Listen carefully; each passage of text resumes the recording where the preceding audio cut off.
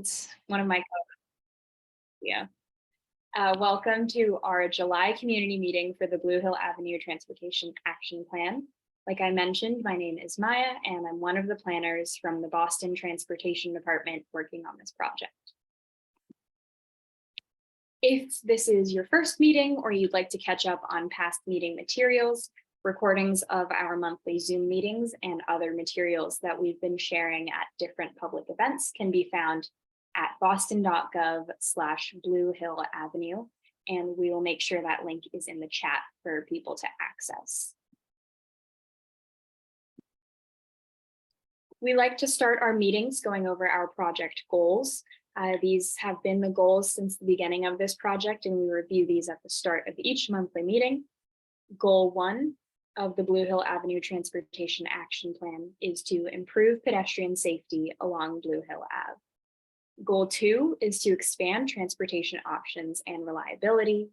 And goal 3 is to connect infrastructure investments to the work of other city departments and state agencies, like the ones listed here.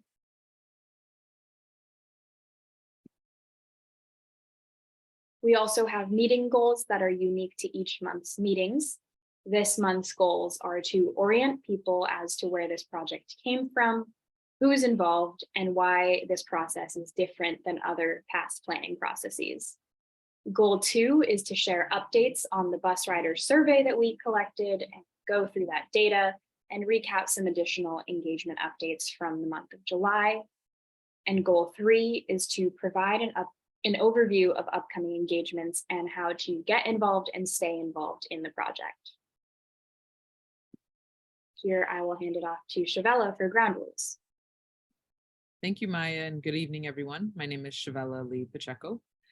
Since we are working towards a group creating something together, we do want to have some ground rules just before we get started. So the first is just very basic, but maintaining respect for others in this space, whether it's the city, the folks on this call who are leading engagement, or for other people in the community. Everyone is coming to this process with different experiences and different opinions and a different vision for the future. We also ask that people use I statements. If you're representing a neighborhood association or group, just please share who you are speaking for when you're making your statement. We also have the third one is step up and step back. If you are not someone who's speaking often, but you are here taking your time to be in this meeting, if you could please step up and offer your opinions and your thoughts and experiences. And if you're someone that we have heard from, if you could just take a step back to allow someone else to speak. I just want to remind everyone that there will be time at the end of this meeting for discussion, for questions and answers. So please try to keep your questions until then. Thank you. So just to go over tonight's agenda, we're going to do our regular slides of meeting the team, going over our project overview and our public commitments. Then our friends at the Livable Streets Alliance will present some data on the bus rider survey, the background, the results, our methodology. And lastly, we will talk about how to connect with us in person over the next few weeks and stay up to date with the project. So Kirsty, over to you. Yes, hi everybody. So I'm going to launch our typical intro poll, which seeks to get an idea of who's in the room with us today. And so we're asking you all what your main way to travel along Blue Hill Ave is, why this is your primary way to get around. That's optional if you want to tell us. And then what your home zip code is. And if you can't get the poll to work, please feel free to put your responses in the chat.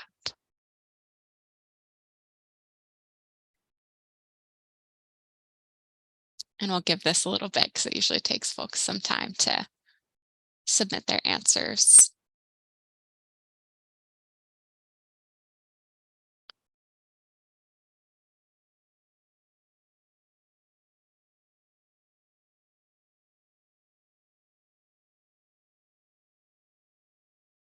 Great.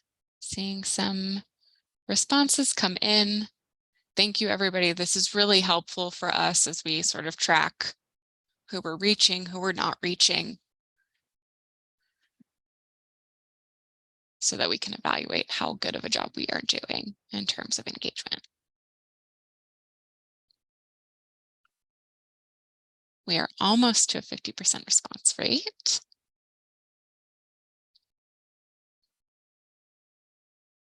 Going to give it a few more seconds. And then I will end the poll and share the results with you all so you can also see who's in the room. And as a reminder, we also post these statistics and the results of all of our polls on each month on our project website. Okay, so I'm going to end the poll here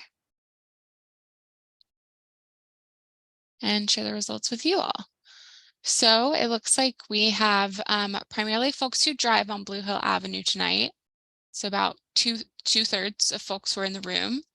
And then after that, a little bit less than a quarter of people who take the bus or the train, a couple folks who primarily walk, and one person who says other. If you want to chat us what that other is, we'd definitely be interested to hear what your primary way of getting around is. So thank you so much, everybody who answered. Really appreciate it. And I think the next slide is also me, if we move to the next one. Yes, it is.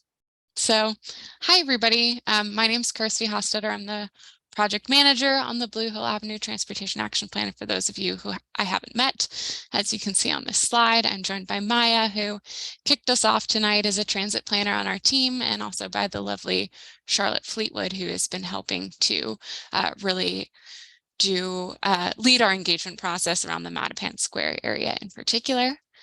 We are also joined by many of our other colleagues, both across the city and state, who have been working with us tirelessly on this project to make sure that we are helping to meet that third goal of meeting people where they're at. And so we have Kenya Beeman, who is a community liaison for the Boston Planning and Development Agency. We also have someone from our Office of Housing on here tonight. We work with all of these other departments you see here. And then we also have representatives from the MBTA here, since we're talking a lot about buses on Blue Hill Avenue. Want to make sure that they're in every conversation and they're here to listen to your feedback. And then usually Ben Mueller from Mass DOT is here as well, although he had to miss tonight, but promises that he will be watching the recording. So, and for the next slide, I will pass it off to our consulting team. Stephen. Thanks, Kirsty. Hi, everyone. My name is Stephen Gray. I am one of the consultants that you see in the bubble on the left of your screen. Grayscale Collaborative, Powerful Pathways, Tool Design Group, Consult Leela, and Real Talk for Change are the consultants that the city is working with to do this engagement process, which we're now rounding about 1.5 years of in this phase of the work. And we'll be continuing through the end of this year, and then handing off to RVA, who will continue with the engagement with the city and with the state in the next phases of work. But during this phase of work, we've been working with the public agencies that Kirsty mentioned, so the Transportation Department, BPDA, and the MBTA.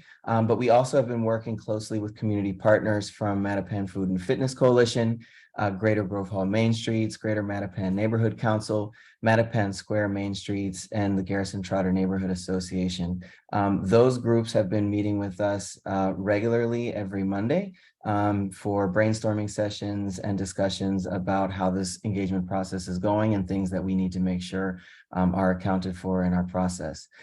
We've also been meeting with on a less regular basis, but at key touch points throughout the process, Project Right, Franklin Park Coalition, Mattapan Teen Center, Prince Hall Grand Lodge, Mattapan Community Health Center, Franklin Park Zoo, and Morningstar Baptist Church.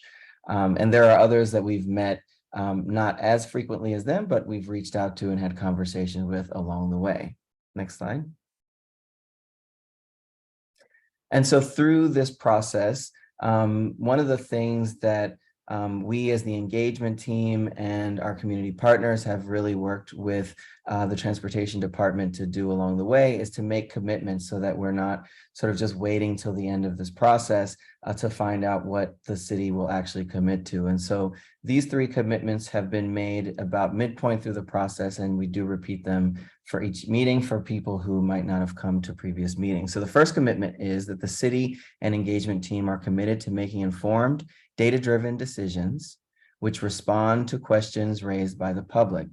And so this is why we're spending all of our time meeting with people in different venues. Obviously, there's this venue that happens once a month, but we have a number of other ways that we've been meeting with people over the last year and a half, which I'll share with you in the next slides. Commitment 2. The city and engagement team are committed to improving pedestrian safety along Blue Hill Avenue. The Chief of Streets, Yasha, has said that this project will be a failure in his eyes if pedestrian safety is not significantly and dramatically improved along Blue Hill Avenue. That is really a foundational commitment of this process and project. And the only thing that was a certain outcome on day 1.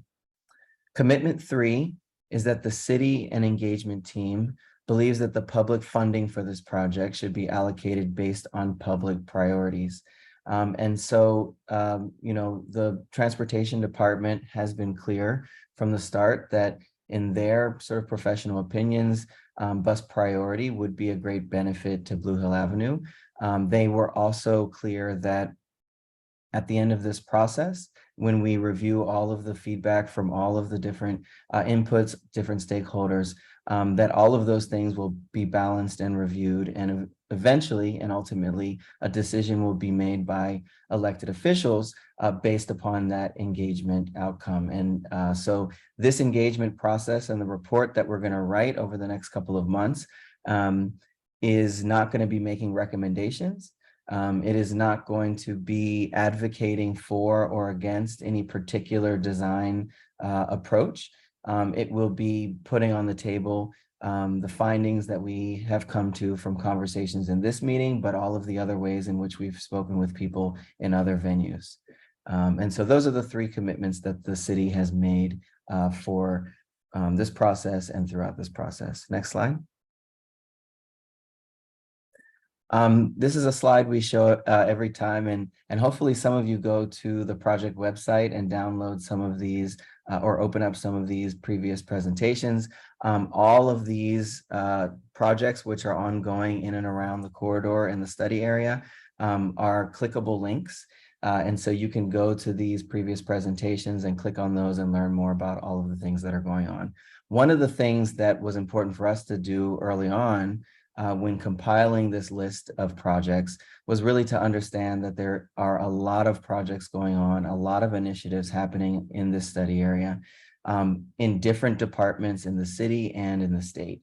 And so one of the things, which was the 3rd goal that Maya read out at the beginning of the presentation tonight, was to be much more integrated in our approach and our thinking and our process across different agency lines. So if you've attended meetings in the past, you've noticed that folks from the housing department have joined to present some material that they're doing, and we've coordinated with them to make sure that what they're doing is informed by and informing the work we're doing. There was a meeting where the city's arborist came and talked about the latest technologies that the city is using and would be deploying along Blue Hill Avenue in terms of tree canopy and stormwater runoff. And we've really tried to make these monthly meetings an opportunity not just to report back progress that we've been making in conversations, but also to invite in other experts from other departments who are running parallel processes to make sure that you're informed, but also that we're informed about the things that are going on in concert. Next slide.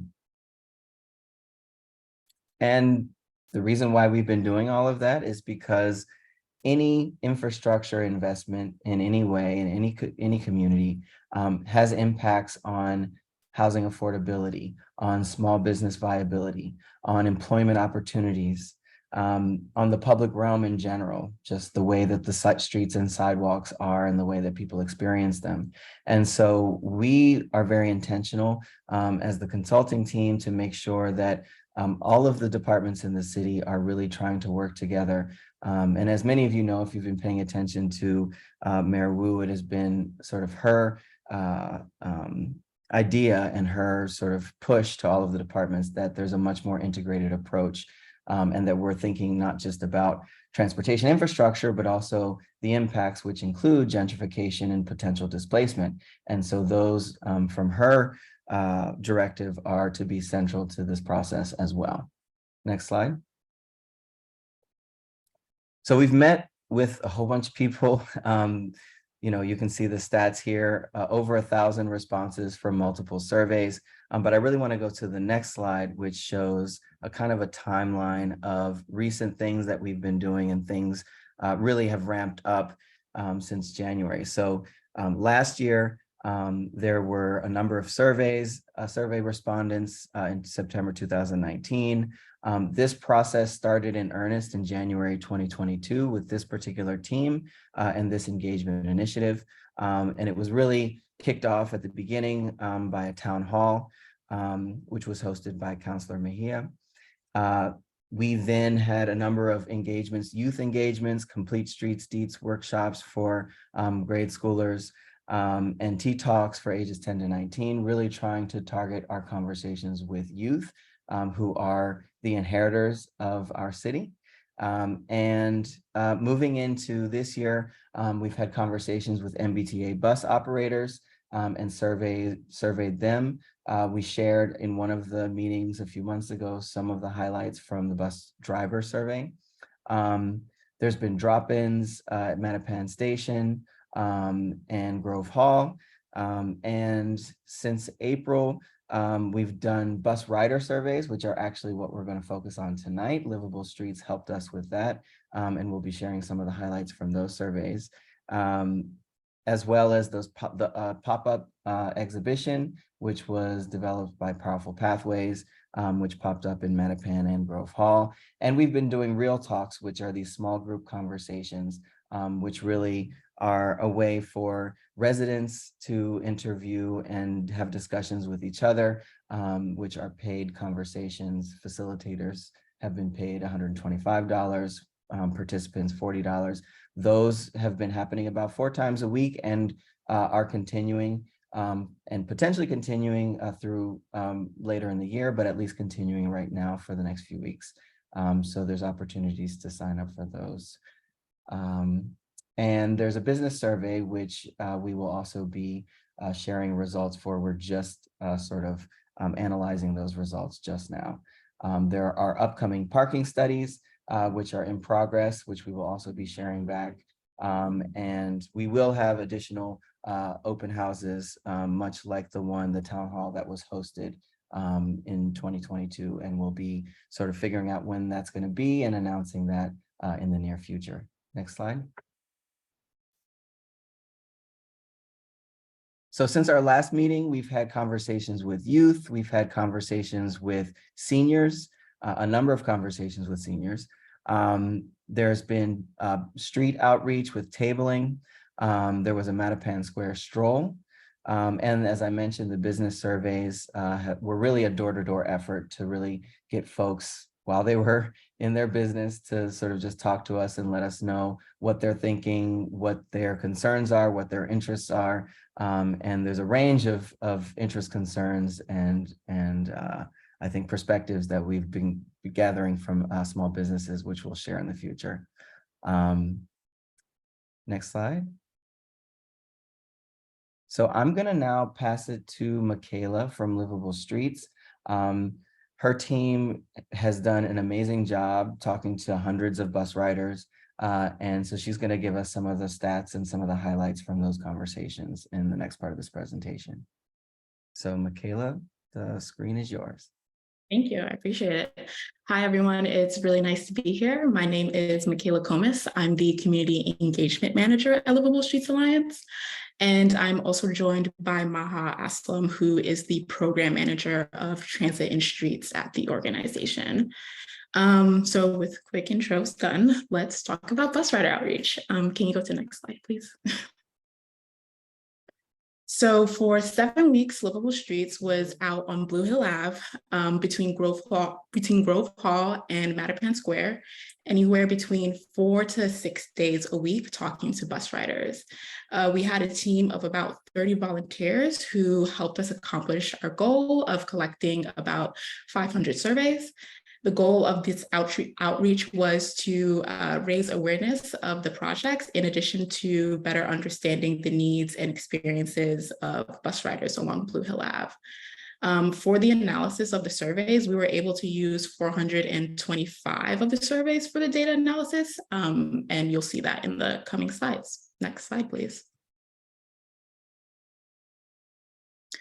So street ambassadors are what we at Livable Streets call our volunteers, and we conducted surveys at the busiest bus stops along Blue Hill Ave, and those are bulleted there. We worked with the MBTA to get this data, and we did not just survey at these locations though. So you can view these bulleted stops as maybe like the center of a circle, and every block or two around these bus stops, we surveyed bus riders at those bus stops as well. So this outreach was very active and mobile. And if you were out on the corridor around this time, you might have seen us with our little clipboards and with the Blue Hill Lab logo, or a woman walking up and down a few blocks at a time for an hour or so. And that was me and the street ambassadors out on the street doing the outreach. Can you go to the next slide, please? So before I get into the analysis of the survey results, I wanted to share the questions that we asked folks. The survey was 10 questions overall, and we administered the surveys. When we did administer the surveys, they took between like 5 and 3 minutes. But not everyone could or did respond to each question, and that was because some people simply declined to respond to certain questions, or their bus came and they needed to get onto the bus. So the 10 questions are: in the last week, how have you traveled along Blue Hill Ave? In the last week, why did you choose to take the bus? Where in Greater Boston are these places located? What would make your trip along Blue Hill Ave more ideal? While you are walking to the bus stop along Blue Hill Ave, are there specific crosswalks or other locations that feel unsafe to cross? Are there any improvements you would like to see along Blue Hill Ave? Would you be interested in receiving updates about the project? Would you be interested in paid opportunities to share your experience about taking the bus along Blue Hill Ave with the city? What is the nearest cross streets of your home address? And what is the zip code of your home address? Next slide, please. So 341 people out of 425 surveys shared their zip codes with us. 282 of those folks, so just over half of the survey group, live in Dorchester, Mattapan, and Roxbury. And in this map, the very light yellow means that we collected only one survey from a person who lives in this zip code. So imagine like Somerville, not many people filled out that survey. The light orange means we collected 2 to 8 surveys. The deeper orange means we collected 9 to 17. And for the deep red burgundy, we collected 18 to 94. So overwhelmingly in the neighborhood. Next survey, please. We also conducted the survey in 3 languages: English, Spanish, and Haitian Creole. Here is the percentage split as well as the numerical split of that. And overwhelmingly, we collected surveys from English speakers. And while we were out doing this engagement, Spanish and Haitian Creole speakers did decline to speak to us, but in exchange, they were given half sheets that kind of explained the project and gave them an opportunity to fill out the survey on their own time. Next slide, please. So let's jump into the results. The first question of the survey, with 425 responses, 307 people only took the bus. So folks were given a list to choose from that includes walking, driving, biking, and taking the bus. and they can choose any that applied and all that applied. So seeing 307 people who only took the bus is pretty shocking on the Liverpool Street side. The following combinations were the most mentioned after only taking the bus, and that includes taking the bus and walking, taking the bus and driving, taking the bus, driving and walking only. Next slide, please. So the next question was, in the last week, why did you choose to take the bus? We had 422 responses to this question. Pretty straightforward. People were trying to get to work, get to school, visit friends and family, get to the grocery store, doctor's appointments, and church. There were some fringe responses like folks running random errands and going to restaurants. But for the most part, people were trying to be on time for the things that were important to them. Can we go to the next slide, please? And the next question kind of addresses where in Greater Boston are the locations that you were trying to get to located. So we're just trying to understand where is school, where is work, and we had 153 responses for this question, which personally, if a random person on the street asked me where I worked, I would be a little hesitant myself, but we persisted and we continue to ask folks, and we had a similar result to the zip code data that I shared earlier in the presentation. So folks were trying to get to Mattapan, Dorchester, and Roxbury. And that also includes downtown Boston, and that makes sense because it's a job hub. The remaining 51 responses, we had, Forest Hills, Hyde Park, Nubian, Ashmont, Ruggles, South End, Back Bay, Cambridge, Franklin Park, Jamaica Plain, and Madison Park. So folks were definitely trying to go in relatively nearby locations. Next slide, please. Okay, question 4, what would make your bus trips along Blue Hill Ave more ideal? No surprise here, people wanted their buses to come more consistently. Folks wanted their trips to be affected by traffic less as well. And then closely followed by knowing when the bus will come, meaning they wanted their transit apps to be more accurate or to have like an MBTA timetable at their bus stop. Only 5% of riders said that they thought that things were fine as it was, or that they were okay with how things should stay the same. Next slide, please. And the next question we asked was, while you are walking to the bus stop along Blue Hill Ave, are there any crosswalks that feel uncomfortable to cross? This question is not explicitly related to the experience of riding the bus, but knowing that folks often have to cross the street or walk a little further to get to their desired locations or the bus stop, talking about safety of the sidewalk and road was really important to us during this outreach. So here we thought it would be really important to highlight some of the quotes that bus riders said about feeling unsafe crossing the street. And I'll let you all read that. But something to note is that we had 153 responses for this question, and 136 riders noted that they felt unsafe crossing the street. The graphic on the side or the right side of the slide shows the locations that riders specifically mentioned when they said that. And only 17 riders noted that they felt safe or okay crossing the street anywhere along Blue Hill Ave as it was. And then the remaining 274 riders had no response to this question. Next slide. And the last question that we could analyze on the survey was, are there any improvements you would like to see along Blue Hill Ave?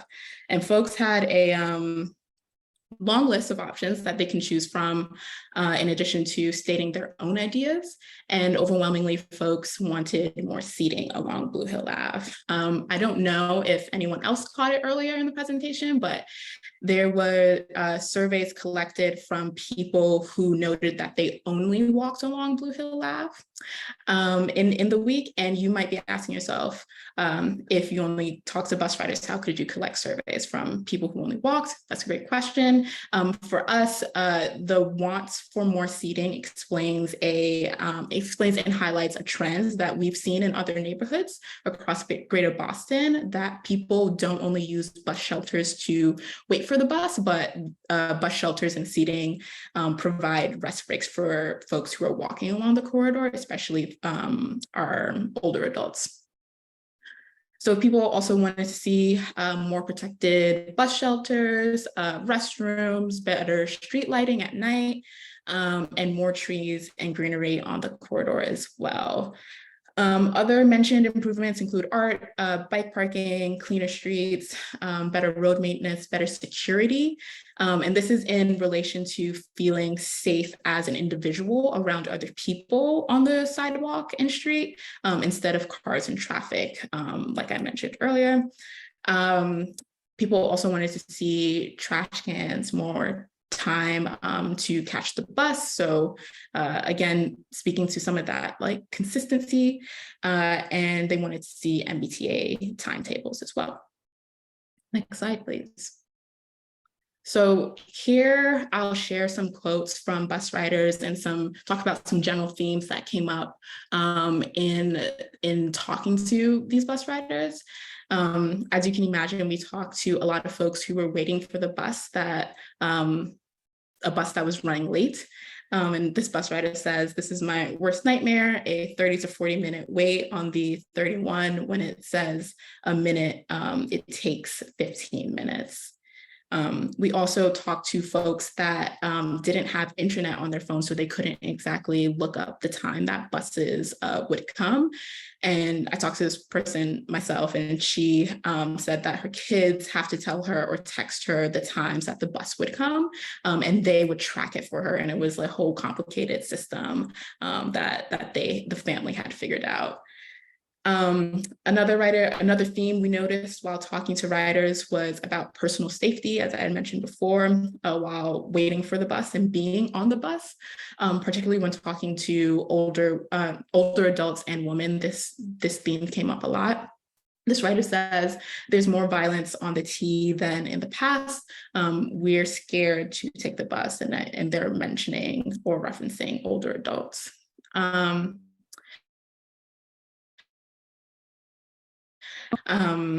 This writer says, I just have to be cautious about the drivers always thinking that they have the right of way.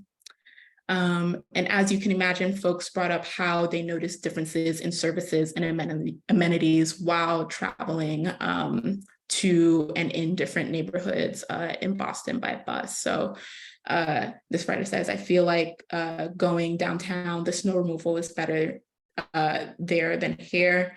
I'm older and it's difficult to get over snowbanks to get on the bus.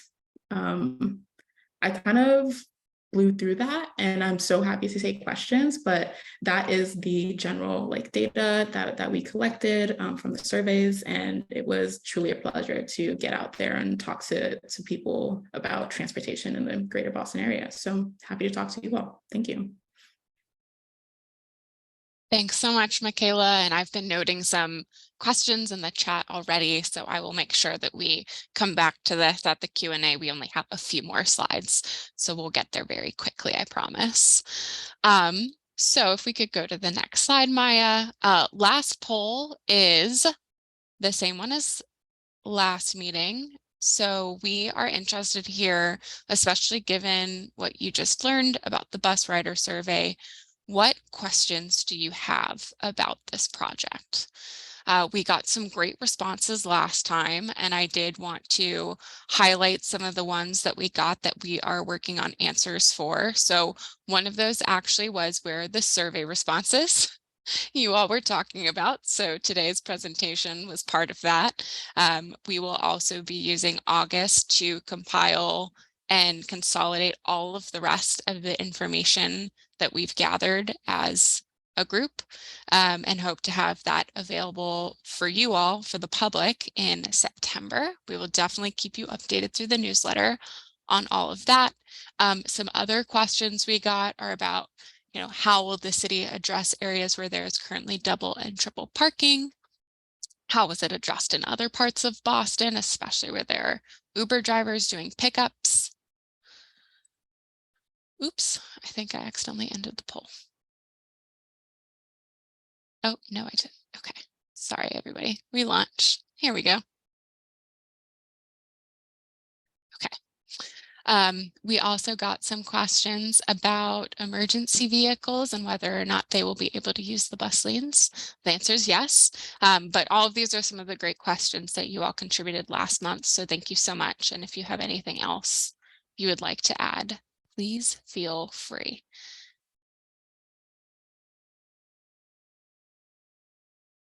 Yes, and this is all anonymous, so any questions you have, and we'll get to also all of the ways that you can reach the project team. So if you think in 5 minutes, shoot, I had a question, I didn't get to ask it, don't worry, there are plenty of opportunities to do that.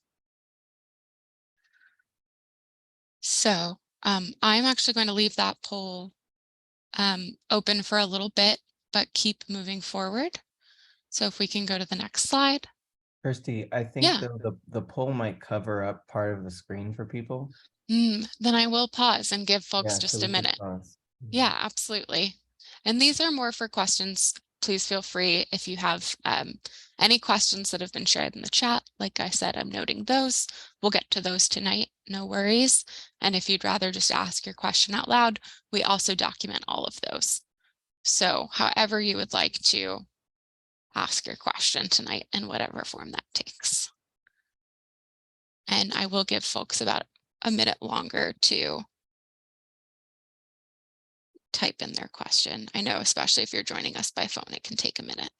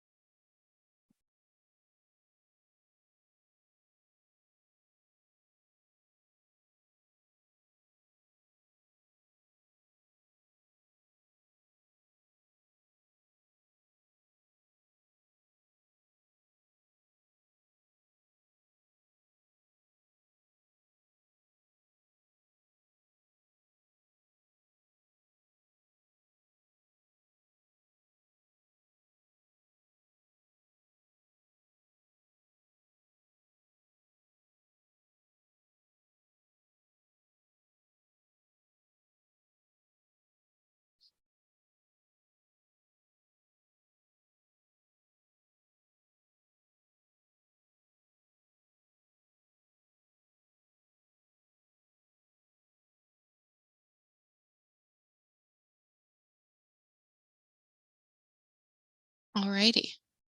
So I am going to go ahead and end the poll. So if you haven't hit submit yet, hit submit so we don't lose your question. Going to ramp off this slowly because I see some things coming in. Okay, great. Thanks everybody. I'm about to hit end poll now. Alrighty, so if you didn't get to ask your question there, or you have questions, you don't even know what your questions are, we definitely encourage you to, if we move 2 slides forward, to check out our project FAQs. So we're going to talk through a couple of ways to stay involved. This is the first one. It's a great one. So we have gotten lots of amazing questions from community members, from local elected officials, all types of folks throughout this process.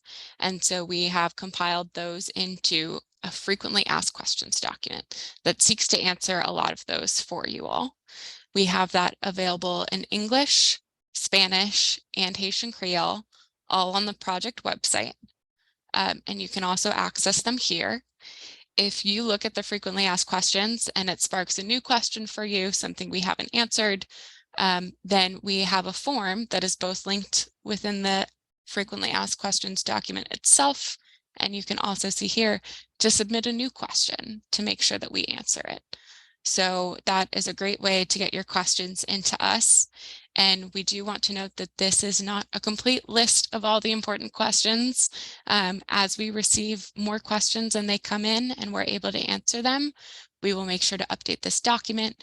You'll see on the frequently asked questions document, we always have a last updated with a date, so you can know exactly how current it is. And we are already working on the next version of that document, getting all the answers together, getting the translations in, so we can continue updating that for you all. Next slide, please. So how is this work continuing? As we mentioned, this is sort of the last of our regularly scheduled virtual community meetings. And so we will be shifting really to mostly in-person events for the month of August, while we work to do a huge engagement push and also to work on that compiling of engagement information that we've gotten so far that Stephen spoke to at the beginning of this meeting. So we have a couple of large public events coming up. Look for us at your community festivals and meetings. We'll be at the Garrison Trotter Neighborhood Association big event in August. We have a Not Your Average public meeting this Thursday from 6 to 8 p.m. at the Franklin Park Clubhouse. There will be food, there will be a DJ. You can learn more about this project. There will also be folks there from other city departments. So it's a great way to learn more about what's happening on this project. And we'll actually get into that a little bit deeper on the next slide with some sign-up links. And then the other thing is that we'll be hosting individual office hours. So these will be one-on-one conversations that you can have with me, and I will send those out soon. Or we'll get to that in just a minute on the following slides. And then what else we'll be working on during the month of August through September? Parking study. So we will be looking throughout the corridor at parking use and demand, including sort of how long are people parking, where are they parking, how many parking spaces are in use at a time, and sort of where does it seem like people are coming from to use parking spaces. We are also working with our partners at the Metropolitan Area Planning Council, or MAPC. You might not have heard of them before, but they are a regional planning body. So they actually work not quite at the state level, but at the regional level, and they help make plans for the entire greater Boston area. So they are doing for us a housing study along Blue Hill Avenue that is going to look to answer these key questions. So the first question is, what are the key housing issues that may be impacted by transportation improvements? So how are transportation and housing related? Things like affordability, like homeownership opportunities. The second question is, what are the citywide and regional forces driving these issues? So why do transportation and housing interact with each other, and sort of outside of this project even, what is going on around the region? And then third, what policies can be put in place to increase housing stability, enhance housing opportunities, and foster transit usage? So they will be putting together that study. We're also working in partnership with folks from our City of Boston Office of Housing on that too. And we hope to have results to share from those studies this year. Next slide, please. So again, talking more about some of those upcoming engagement activities, the Not Your Average public meeting. So this is being hosted by Consult Leela, again at the Franklin Park Clubhouse this Thursday. It should be an excellent time. It is not like your typical public meeting. Like I said, we'll have food, we'll have DJs, we'll have gift cards. Maggie's Grill will be catering specifically. So we would love to see you there. We'll have information about the project. We'll be able to walk you through sort of the two different design options / approaches that we've talked through last month if folks have more questions. And then we are also planning to have a similar event at the Carter Post, another open house. We are still coordinating on that exact date and time, but hope to announce that soon. And we will make sure that goes out to everybody on the email newsletter list, which you all should be signed up for if you're attending this meeting. So we'll make sure you get that information from us. And then just 2 more things for me. If we go to the next slide. These are those virtual office hours I talked about. So even though this is the last virtual community meeting we're having, I wanted to make sure that folks didn't feel like we were just disappearing and going away. So I will be available Tuesdays and Wednesdays for the whole month of August. You can sign up for a sort of 15-minute slot to talk with just me and you, get into any of the questions you have about the project, the process, or the design options. If these times don't work for you, there is a project email and a project phone number on the next slide. Just call or email, we'll find a time to get signed up for those. So this is the project phone number. This is the project website, the project email. We'll make sure that by tomorrow, all of those office hours signups are also posted on the project website, but I will also put that sign up in the chat so you all have it if you want to get in touch with me.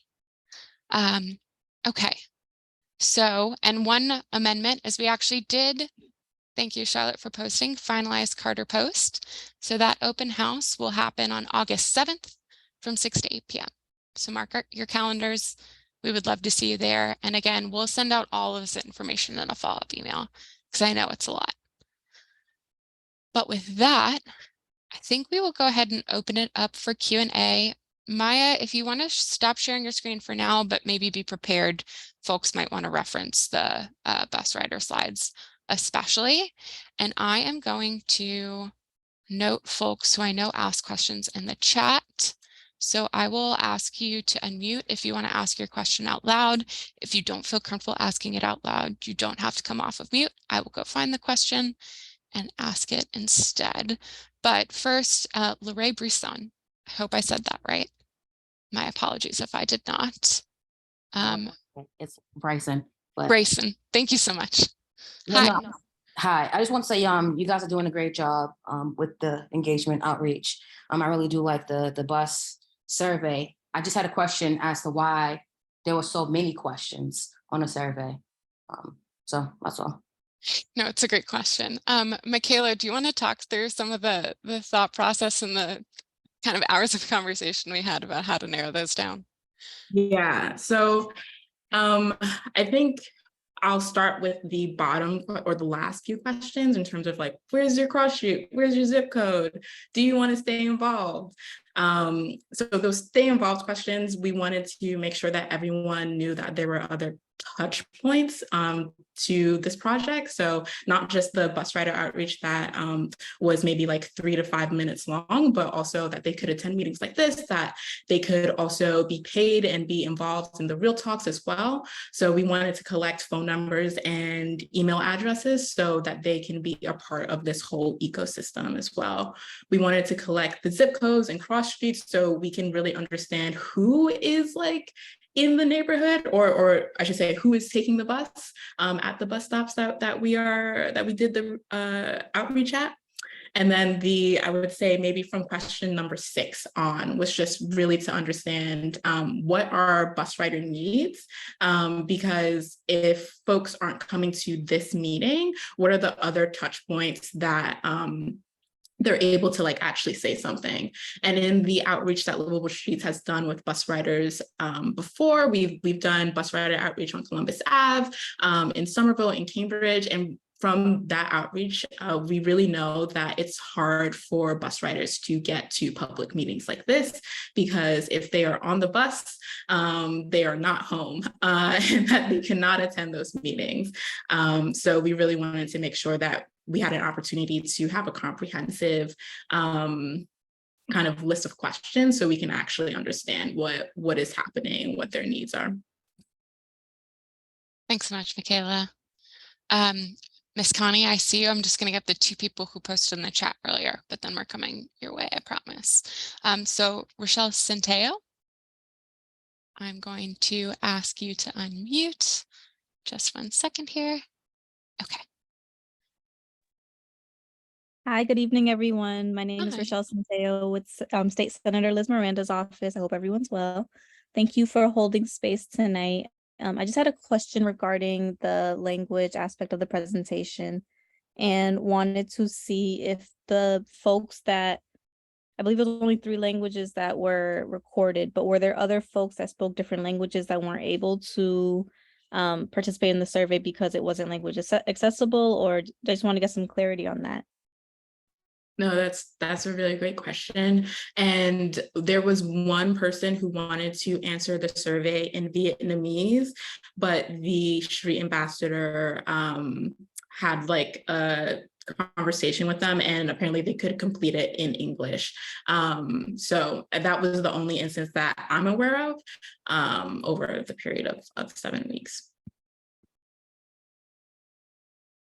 Thanks so much, Michaela.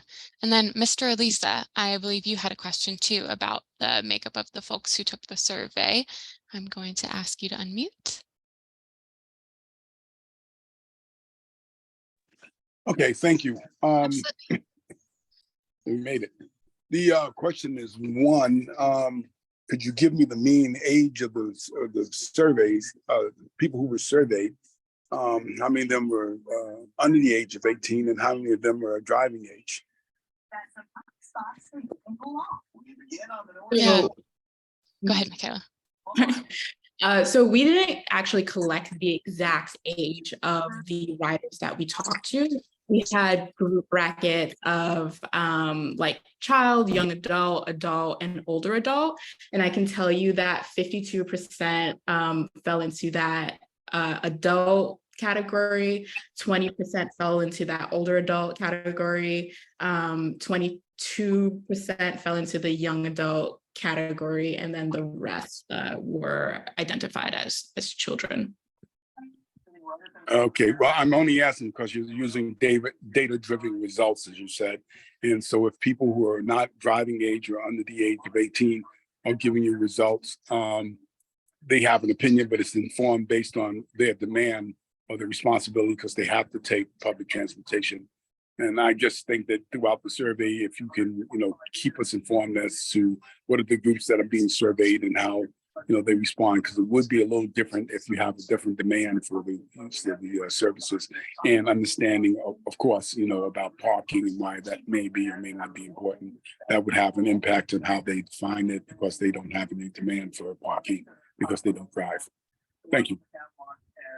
So Michaela, maybe could you just quickly tally the total that did not identify as children so that we can see what percentage were of driving age, just to answer that. Thank you.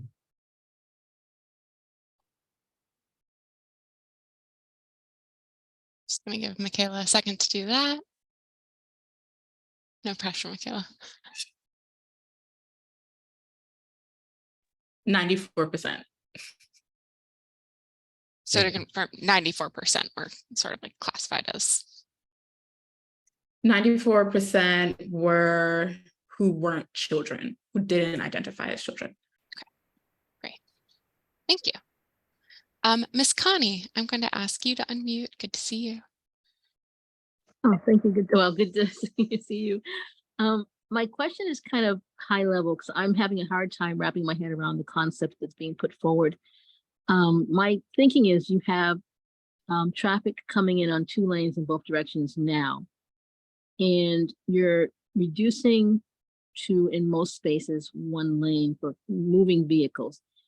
And I want to make sure you're addressing that flow of traffic moving from 2 lanes into 1 lane, because every driver I've talked to has been very clear that they think that this is this is not a working plan. It just isn't, makes sense.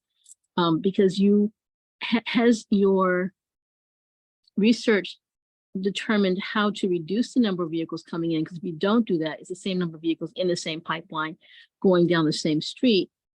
And as we know in Columbus Avenue area, a lot of people jump off into the local residential areas more, and just making sure that you're looking at it, because I don't believe you're changing the behavior of drivers. It's just that drivers are moving to different streets, and so just making it clear what's happening. I don't see that as being addressed in any of the questions I've heard. Does that make sense? I'm sorry. It does. No, Ms. Connie, you always come here with great questions. So yes, there is absolutely a question of, are we thinking about the number of people who drive today and all of that? And it does depend on which part of the corridor you're on, but the design that we have online does show in certain areas going down to one travel lane. The first thing I want to say is that the concept design that we show, that's sort of the multimodal corridor option, so that includes the bus lane, the bike lane, all of the green infrastructure, everything, was very much so an exercise in answering the question, will it fit? And if it does fit, what are the choices that we made to make it fit? And so those are all outlined there, but that is not to say that if, we decide that we're moving forward with the multimodal corridor option, that it would look exactly like that, or anything of that nature. There would still be a lot of questions to have about the exact trade-offs and sort of number of lanes and how we're using the street space. But in terms of, if we are talking about giving a lane to buses in each direction, there's a couple of things that we're doing. So the first is I actually have a conversation with the town of Milton on Friday. We're working with our regional partners to make sure that we're checking in with them about, how people are flowing between our cities and our municipalities, not just, within the city of Boston. We know that we need to coordinate. We are also working on making sure that the design does not create sort of we are working to make sure that people are not going to, instead of using Blue Hill Avenue, speed down neighborhood side streets. So one thing that we like to do as a city, and one thing that we are definitely looking to do in as many places as possible on Blue Hill Avenue, is to create what's called raised crosswalks. So basically, instead of kind of going down, stepping down the ramp, crossing the street and stepping back up, you make it so that the street and the sidewalk, it's all at the same level. So it's a crosswalk and it's also a speed hump, basically. So it disincentivizes people from speeding off of Blue Hill Avenue onto neighborhood side streets. I also want to note too that we're still early in the design process. So some of your questions, we are still working with our engineering partners to assess exactly what potential impacts might be in terms of congestion and things like that. And we are hoping to start on those analyses soon. We're collecting the data we need right now. And we are looking at sort of working with some of the data we have that might not be sort of as exact or as recent, but so that we can answer those questions sooner rather than later, because they're definitely very good ones. Can I just yeah, maybe Stephen, follow up please. with just an added note for folks in general. So this engagement report, which we will be drafting over the next couple of months and releasing to electeds and releasing to the public for public comment and review, will not be making a recommendation.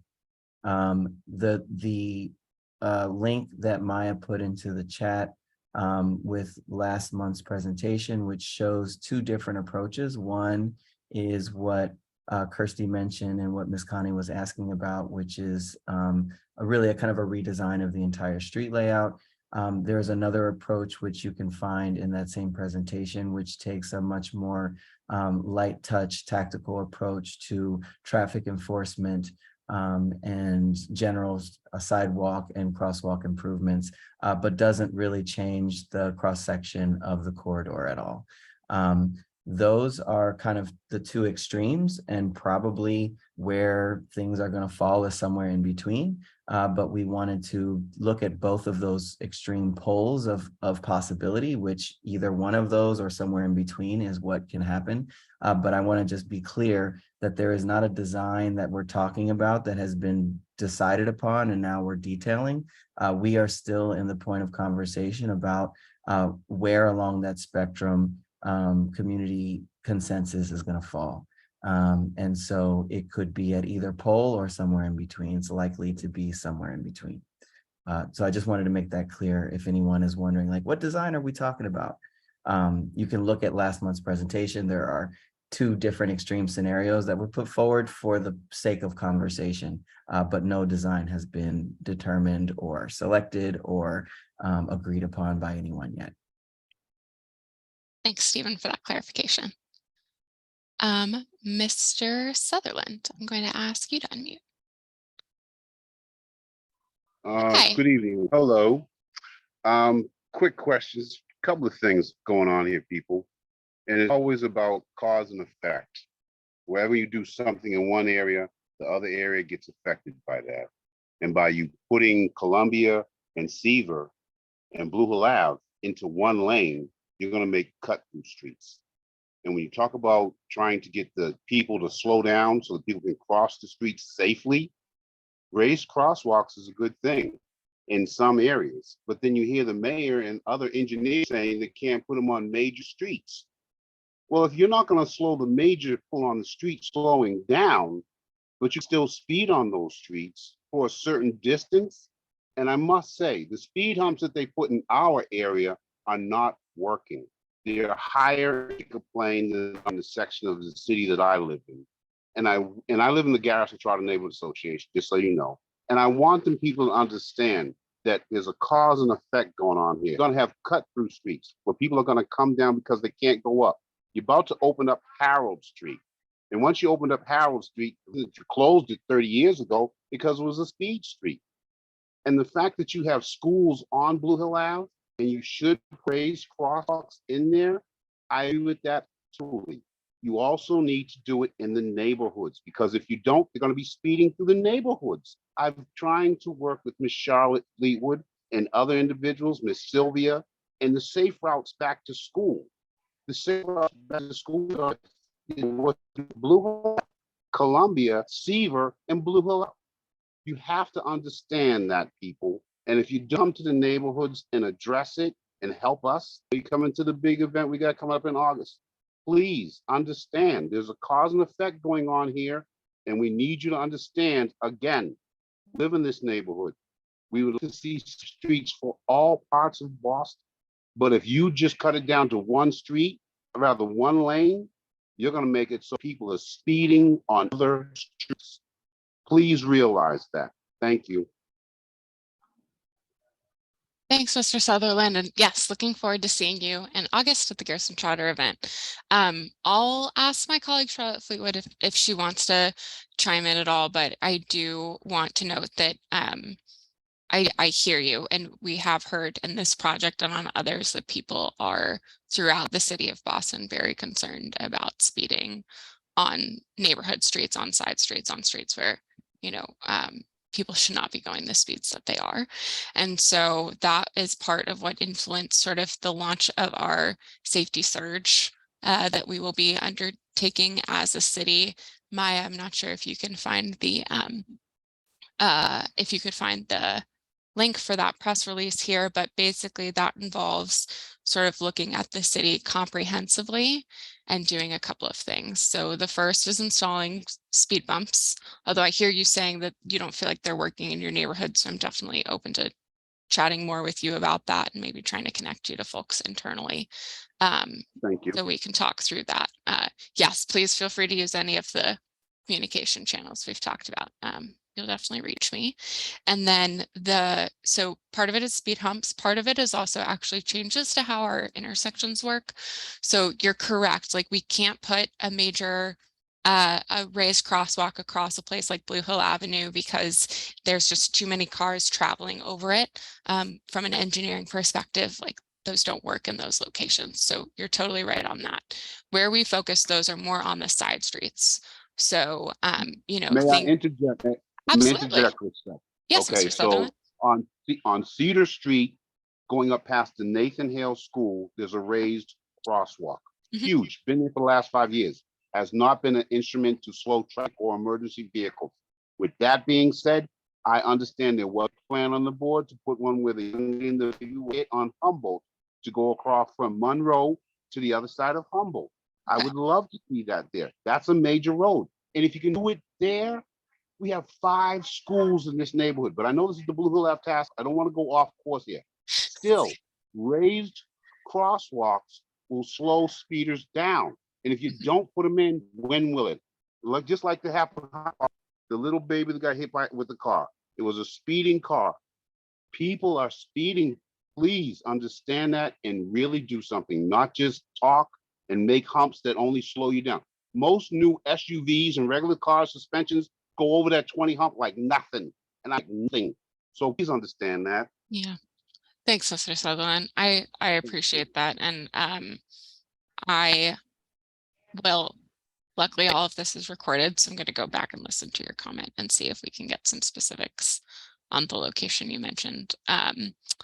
I appreciate that. Of course, yeah. To be clear, I'm not an engineer. I'm a planner, so I don't work as much in that area. But I can talk with some folks who I work with who are much more well versed in things like that.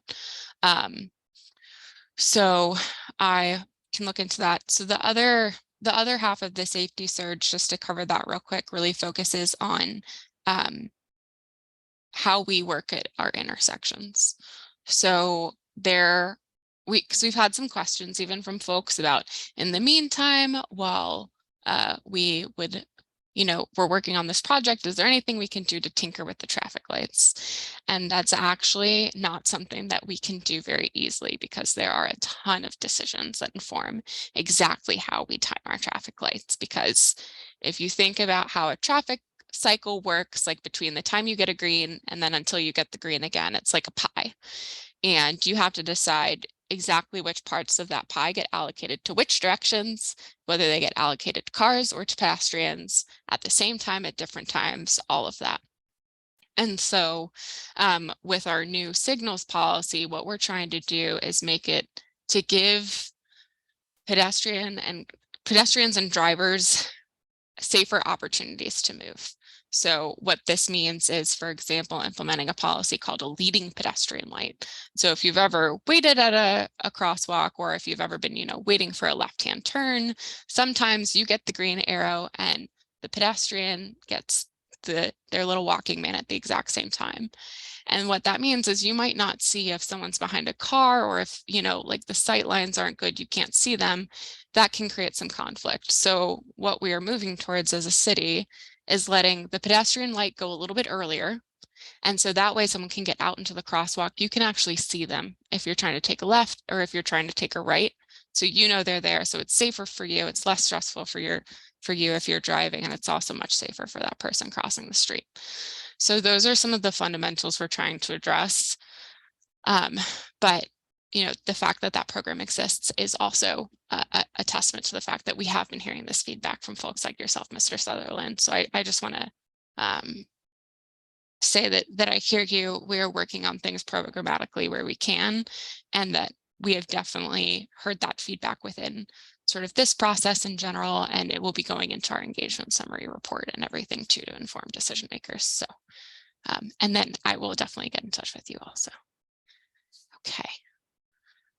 Sorry, folks, just going to check the chat for any other questions. Oh, and Mr. Elisa, did you have a follow-up to your question earlier? I will ask you to unmute.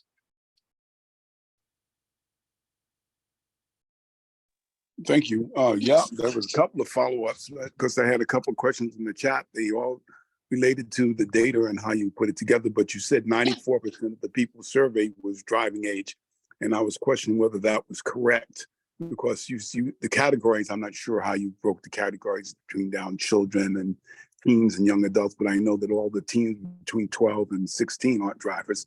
And that was a considerable amount of your survey based on the numbers you gave. So, you know, when you throw out a number like 94%, that's not accurate. I'm hoping we don't use that type of data processing in order to move forward with making decisions as to who is saying what in terms of usefulness of what's being proposed. Also, the discussion relating to enforcement is one that has been raised by Garrison Trot and Project Right, a number of other community-based organizations that are looking to see what really can be done. And I don't know if equal weight is being given to that analysis of looking at what would happen if Chapter 90, the motor vehicle laws of Massachusetts, were not strictly enforced, because that's difficult to do, but was enforced at the level that it is along Washington Street throughout the South End, where the Silver Line bus runs. That would save our observation that it would save a considerable amount of time if cars were double and triple parked, particularly during rush hour.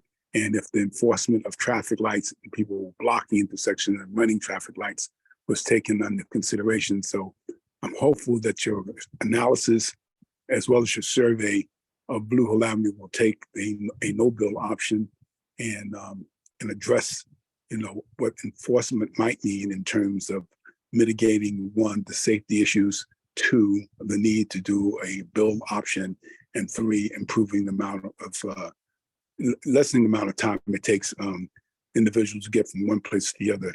The other question that was raised was someone said that the situation on Columbus Avenue, people on Columbus Avenue who live there not stop in front of their houses anymore.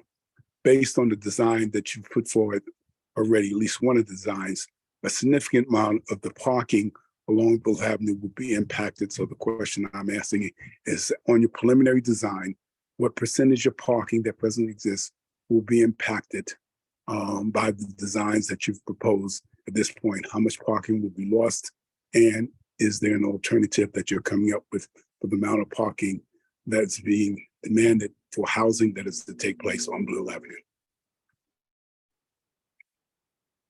Thanks, Mr. Lisa. So I heard 3 separate follow-up questions in there. One was about 94%. So Michaela, I will ask you to follow up on that either in the chat or out loud. To the enforcement piece. So we have been talking about enforcement, and there's really, Mr. Lisa, you know this, I know that you know this, but just for other folks in the room, there's sort of 2 separate pieces of enforcement when we talk about enforcement on Blue Hill Avenue. There is parking enforcement, which is controlled by BTD. So that's for vehicles that are like not moving, they're double parked, they're parked in a bus stop. That is controlled by sort of civilian personnel who are employed by the Boston Transportation Department.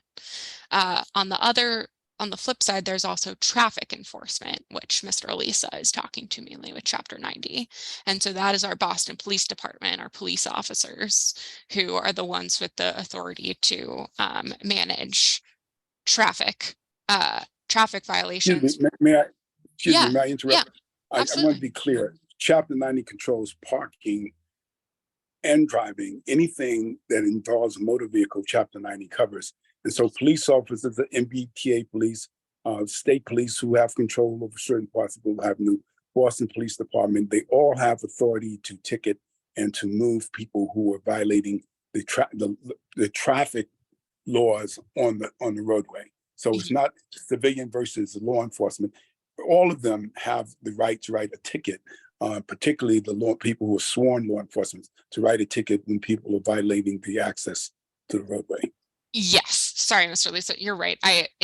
In terms of actual authorities, yes, police officers can absolutely ticket parked vehicles.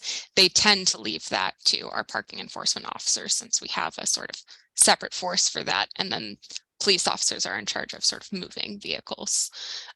So we are definitely exploring options for enforcement. We've been having conversations with local B3 police officers. We have been having conversations with our parking enforcement here at BTD, and we are trying to hire more people into that force. And so, sorry, one moment, our interpreter is looking to unmute herself. Okay. So we are looking to hire more folks into our parking enforcement. In terms of the Washington Street bus lanes, unfortunately, enforcement really is a struggle across the city of Boston. So we actually recently did a pilot sort of project where we observed Washington Street in front of Tufts Medical Center, sort of the side running bus lane there, where the Silver Line runs. And there were over 300 violations per day in terms of people who were blocking the bus stop. And that is a huge concern, particularly in front of a major medical center, because people who use a wheelchair or other sort of like walker or cane or have trouble walking then cannot get off the bus at those locations. So it's, it is a big question. It's one that we're working on for Blue Hill Avenue. But the Boston Transportation Department we can control. Boston Police Department have a lot of demands on their time right now. They are also understaffed. And so they are making decisions sort of independently on how to allocate time to traffic enforcement versus the many other responsibilities that we have. And we are talking to them about those allocations, but traffic enforcement has been difficult for them to get people for.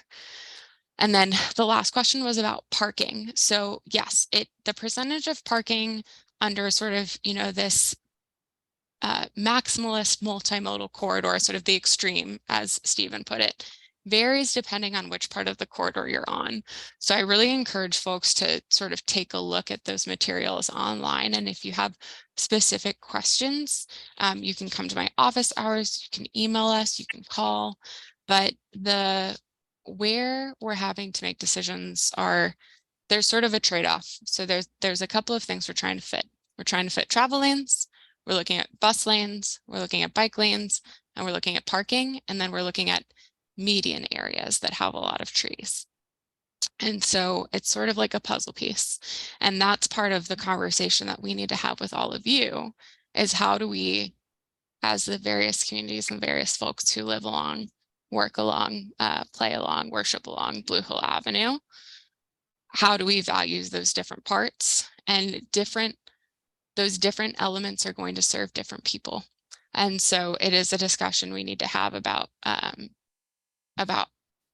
who the street's serving, who it's serving well, who it's not serving well, and kind of what risks and trade-offs those all have. I definitely hear you on, wanting to make sure that people have access where they need to. So that's why we'll be doing this very block-to-block engagement, continuing to engage with folks on the ground where they live.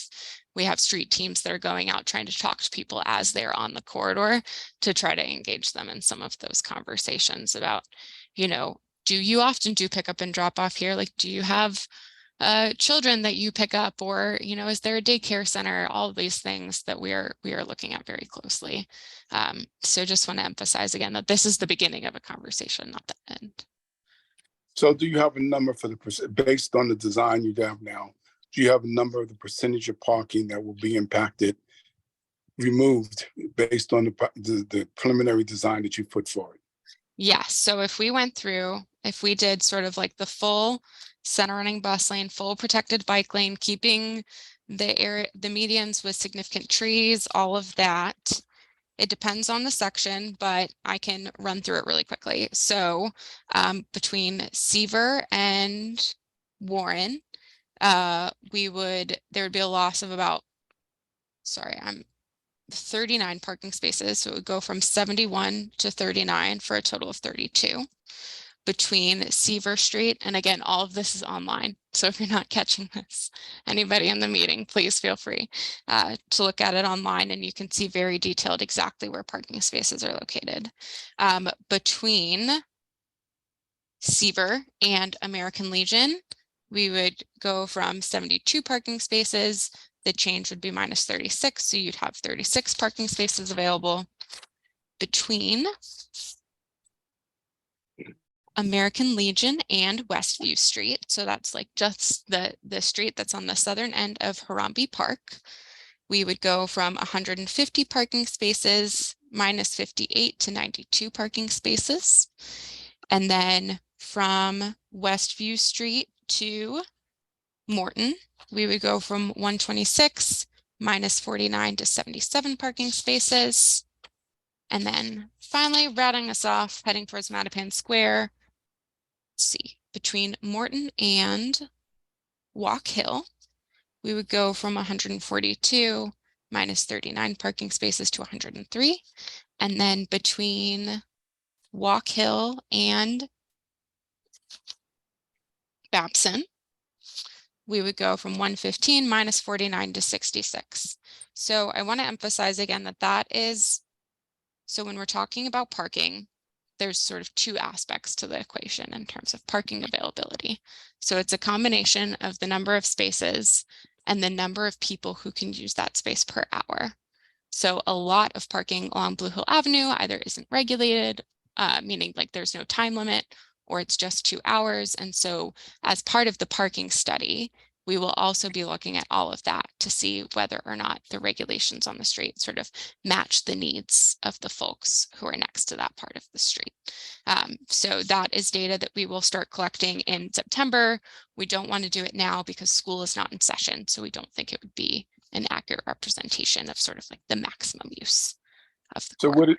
would it be fair to say that as it is now, 47% of the existing parking would be lost under the plan that you have already designed, which is not complete, but at least in this preliminary stage, 47%, which doesn't take in the amount of new housing which is being proposed along the corridor and along the side streets.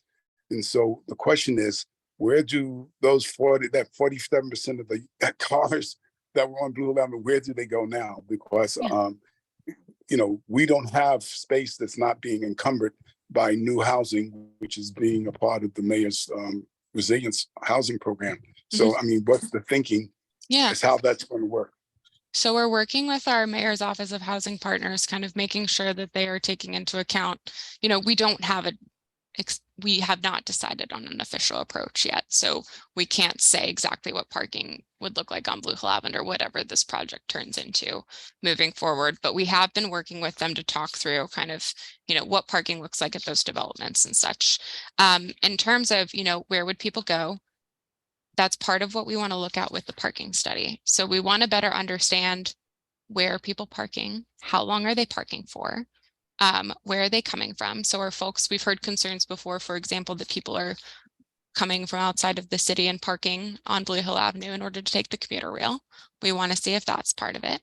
The other thing too is that we are looking at sort of opportunities to better use the parking resources that we have along Blue Hill Avenue that are maybe not street parking, but are also really important. So looking at how well all of our municipal lots are used. Are there any sort of solutions we can come up with that better use some of the parking around our schools when we are not in school hours? It's not being used by teachers and students. So parking is something we're paying a lot of attention to. And I just want to reiterate to Stephen's comment that this is by no means a final design. Like even if there's a decision that's made to move forward with a multimodal approach, I can guarantee you it will not look like the design that is posted online. Things will change based on community conversations. And that's also true even to Mr. Sutherland's point earlier of the enhanced existing conditions option, which just looks at sort of smaller scale improvements to enhance pedestrian safety, to make driving safer, to make everybody's experience safer on Blue Hill Avenue. There's a lot of engineering that goes into putting these things into the ground. We'll be able to put raised crosswalks places we didn't expect. We won't be able to put them places we thought we were going to be able to. So all of this is part of a continued conversation, but I appreciate Mr. Lee said that there are a lot of questions about parking. We're hoping to have a lot of questions about those moving forward. I just wanted to yeah, add something about the percentages of ages. I just want to, be straightforward that no matter why someone takes the bus, whether they're young, whether they're old, or there's some other reason, their voices matter to this process. And so the percentages almost to me, they're good to know, but those are bus riders whose voices we're documenting. I also just want to jump in about one point about parking. So we have these two design options. We have our multimodal corridor approach. We have our enhanced existing approach that kind of brings Blue Hill Ave up to what we call a state of good repair. We have certain safety standards in the city of Boston that requires we have certain pedestrian safety elements around our crosswalks that prioritize sight lines between drivers and pedestrians, things of that nature. And there are a lot of areas along Blue Hill Ave where it's not up to that standard. So regardless of what happens with or without a bus lane or any other aspect of the street, there will be changes in how the parking works to make sure that those pedestrian safety elements are prioritized. So we have some practices that we call like daylighting, where you make sure that on either side of a crosswalk, there's no parking allowed there so that pedestrians, especially for smaller children who don't have that high sight line, are able to see drivers and drivers can see them, because that's a really important aspect of pedestrian safety. So both of these approaches will have some kind of change to parking that we don't know yet because we don't have full designs. We haven't made the administration hasn't made a choice yet, but there will be changes that we will further study. And a lot of these, especially these parking changes under like the enhanced existing approach, are focused on pedestrian safety. Thanks, Maya. So we are at 8 o'clock. I completely understand. We do usually try to end at 8, but Audrey, Miss Leah, I know that you all have been waiting a while to speak. So I can absolutely stay on if other folks from the project team need to drop off. Completely understood. But we'll get to those final 2 questions before we close out for tonight. So Audrey, I am going to ask you to unmute. Hi, so my name is Audrey. I am talking as an individual today, but I do work for Powerful Pathways, and in the past I have done outreach on the bus network redesign. And so I've been, I'm as a person who personally commutes in and out of Boston because I live in Brockton, but I spend a lot of time working in Boston and relying on my own car. And at the same time, still engaging with community members that rely on public transport to navigate like their everyday lives. I think it's really important for, while we're having this conversation, to have like a nuanced approach. And I can see in the comment section, a lot of people are speaking to their frustrations about the way that this project is being handled. It's prioritizing folks that rely on public transport and bike riding. And I don't want to say that the concerns of folks who rely on their cars. I am a person who relies on my car to get in and out of work in Boston. I'm not saying that these concerns, especially about parking and especially about just being able to get to where you need to go using Blue Hill Ave, these are all like people. Change is something that, especially when so many like people, like my family used to live in Dorchester, so like so many people have been kept out of the process of creating the future of what your streets look like, what accessibility looks like, what all of these different amenities look like. And it's really important to pay attention to the fact that like in other areas in Boston, the car ownership doesn't have to be to the same level as it does in Mattapan, because in Mattapan, or because along Blue Hill Ave, the conditions of the public transport haven't matched those areas. And that has led to the overuse of cars in this area in order for people to be able to navigate the barriers of economic upward mobility. And so people who are participating in this meeting today, I really want to bring light to the fact that like there are lots of adults who are living along Blue Hill Ave, that are living in Mattapan, that are living in Dorchester, that are Black and brown, that are struggling to support their families, that aren't able to come to this meeting today because they are waiting for the bus. They are waiting for the bus to get home to their kids, to feed their kids. They are waiting for the bus so that they can get to work, to their night shift. And the idea that these people aren't these people are unjustly being prioritized within the context of addressing systemic issues that are long-standingly affecting Black and Brown people in this particular area. You know, I really hope that folks can take a second and pay attention to the fact that not everybody can afford to buy a car, even if they, or have access to a car, even if they are of driving age.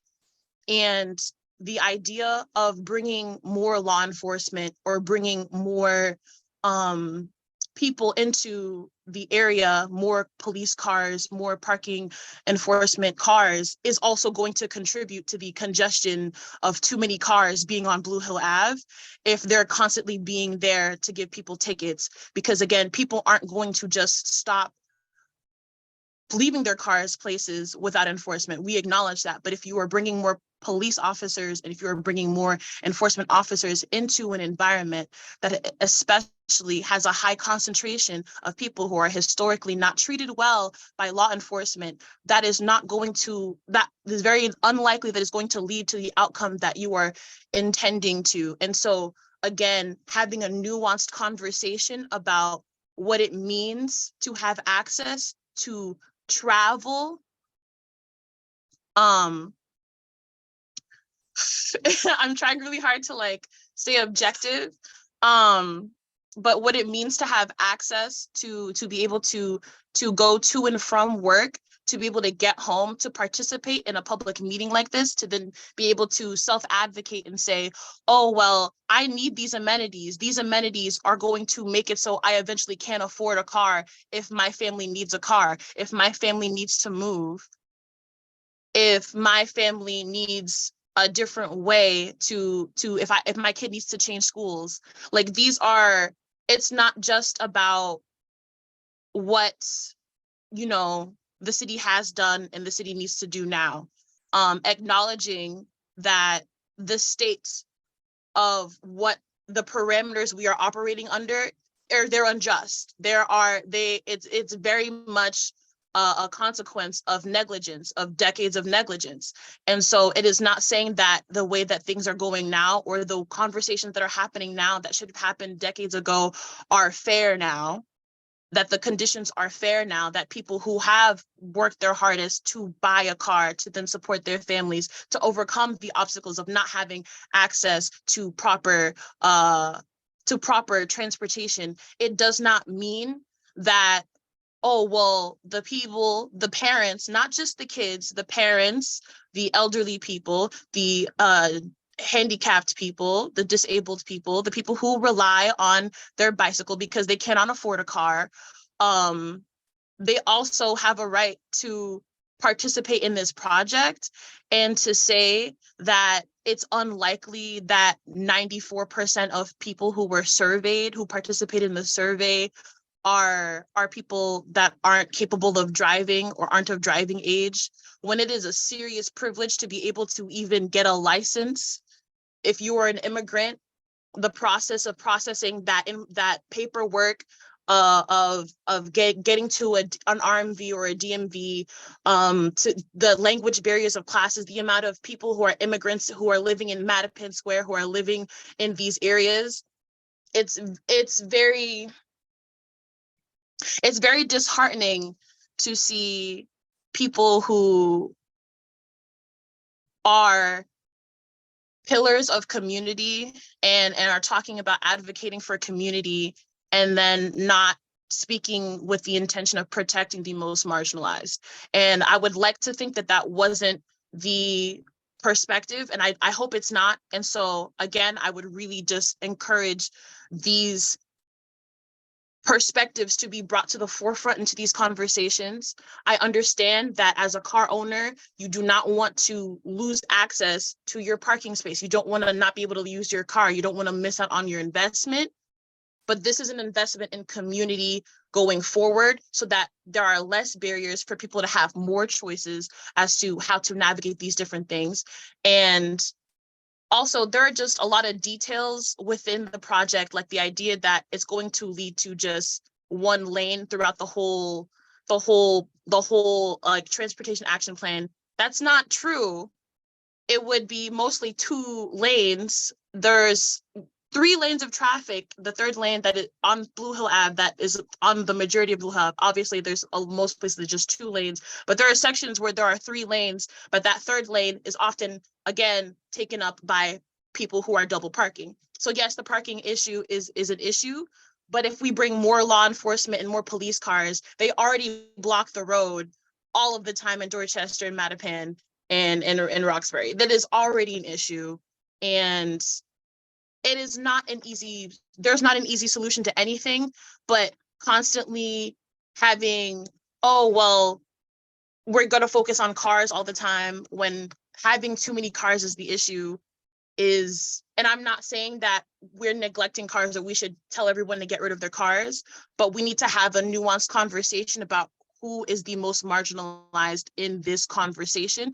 What part of the community are being actively neglected and have been actively neglected for decades in order to come to the best conclusion about how to handle this project going forward. And I recognize that wasn't a question, but I'm finished speaking. I think I just want to thank you. Just, if only to illustrate that there are many different views, and we're talking to a lot of people that, as Audrey pointed out, are not coming to this monthly evening meeting. And so when we do draft this report, you will definitely see your perspective, if you shared it at any point along this process, reflected in that reporting. And you will also see other perspectives, like Audrey's and even others that they're not representing right now in that report. And so the report will be fair and accurate to the people that we spoke to. And the people that we spoke to is not everybody, but we tried to be targeted in having a cross section of representation and voice. And all of those voices we give in equal weighting. Leah.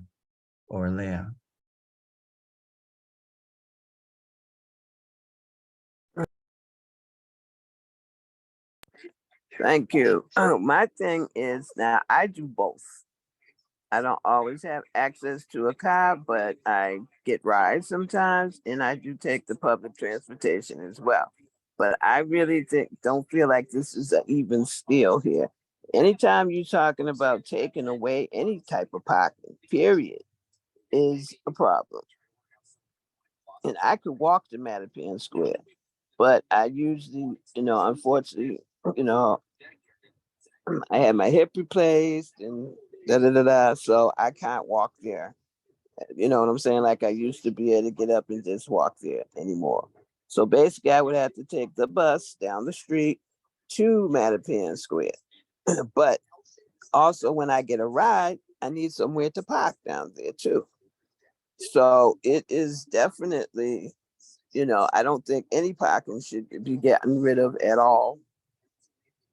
And I think that's going to, impose a serious problem, as well as putting the bus in the middle, because I think it's a problem on Columbus Ave. I know I've had to run for the bus several times. I've seen someone on Columbus Ave almost get hit trying to run for a bus, because people are going to run for the bus. And the buses are not necessarily by the crosswalk. One is, I believe, the Walnut Ave one, and the Walnut Ave one, and then the bus stop, I think, in front of the high rise, the senior building are. But the other one further down Columbus Ave is kind of, but not a lot. And, getting rid of a whole lane, when there's traffic now with 2 lanes. I think, that I know, people want change and everything, but I just don't feel like these solutions, these plans here are the best ones. I really don't, because the way they just took a lane off of American Legion Highway, that's a disaster. And then it's supposed to be for a bike, which I never see any bikes on there, first of all. But the word highway concerns me, because highways, I didn't think bicycles were even allowed on them. And then they, add a whole lane, and there's 2 schools there, and plus a MBTA bus that goes up and down there. Well, one bus anyway. And it's just, I don't think that these are the best solutions personally. Thank you, Miss Leah. So we are way over time, and I really thank everyone for staying. Many of you, most of you actually stayed for these extra comments and questions. We are going to close out for today, but there will be a follow-up email to everyone that was here tonight. You registered with your email to get the link for tonight, and so you will get a follow-up from Kirsty and Maya, which will give all of the dates for the upcoming events over the next couple of weeks, as well as links to the FAQ, the frequently asked questions, and links for you to submit more questions and comments to that repository. The engagement team will be working on, we've ramped up engagement, so there will be opportunities. I know that someone in the chat said they'd like to be participating in a real talk, so there will be information about that in the follow-up email as well. And then we will be working over the month of August to really try to synthesize and pull together all of the different inputs that we've gotten so that we can report that back to you all, report that back to elected officials, and then have them make a decision based upon the feedback that you've given in these monthly meetings and the feedback from all of the other touch points that we have been having and are continuing to have during August. So this is the last meeting of that sort of stretch of meetings that we've had every month until we are able to actually pull together that report and have something to share with you again. So during the month of August, there's going to be a kind of a pause, a kind of a quiet pause in terms of this monthly touch point, but we will be reaching back out to folks and sharing some feedback in a kind of a more comprehensive way towards the end of the month of September. And so please keep a lookout for that. If you've attended any of the events so far, you've probably shared your email, and we will be reaching out and sharing all of that information and ways to continue to be involved. So Kirsty, if there's nothing else to cover tonight, I think we can close out the meeting. Nope, that's it. Thank you all so much. I'm going to go ahead and stop the recording. Like Stephen said, you should hear from us soon. This will, as always, be available for people to view. So thank you so much, everybody. And Miss Lee is happy to stay on. So